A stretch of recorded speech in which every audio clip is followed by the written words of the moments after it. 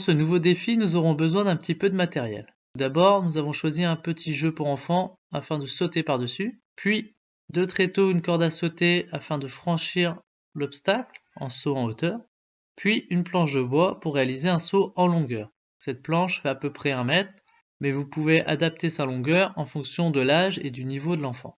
Le but du jeu est de récupérer des étiquettes et de revenir compléter la fiche de grammaire. Nous allons travailler sur les 3 premiers passages sur le verbe être et le verbe avoir.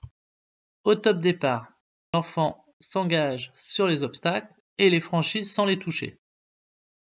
À la suite, elle récupère 4 étiquettes dans la première colonne. Celles-ci sont rangées dans le désordre.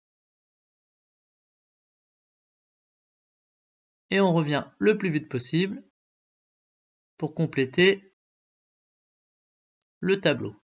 L'enfant peut réaliser des erreurs, ce n'est pas un problème. Ici, erreur sur la deuxième ligne et le verbe être. L'enfant pourra par la suite modifier les étiquettes et les repositionner dans la bonne colonne. Deuxième passage, on récupère également 4 nouvelles étiquettes et on revient le plus vite possible compléter le tableau.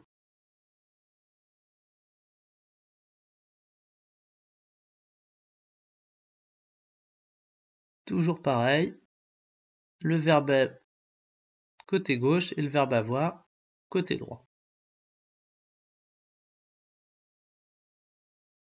L'enfant se rend compte de son erreur et a donc la possibilité de décaler les étiquettes pour les repositionner dans la bonne colonne.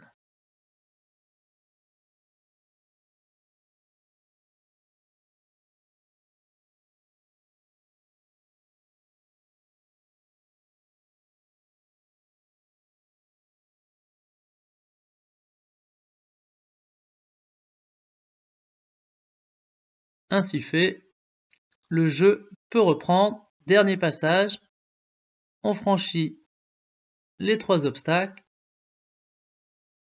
on récupère les 4 dernières étiquettes et on revient le plus vite possible afin de remplir la fiche.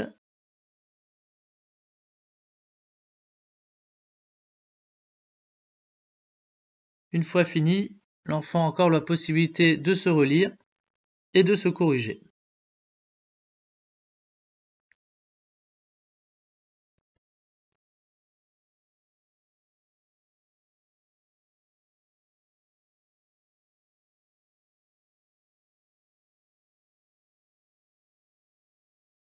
Et top chrono, c'est fini.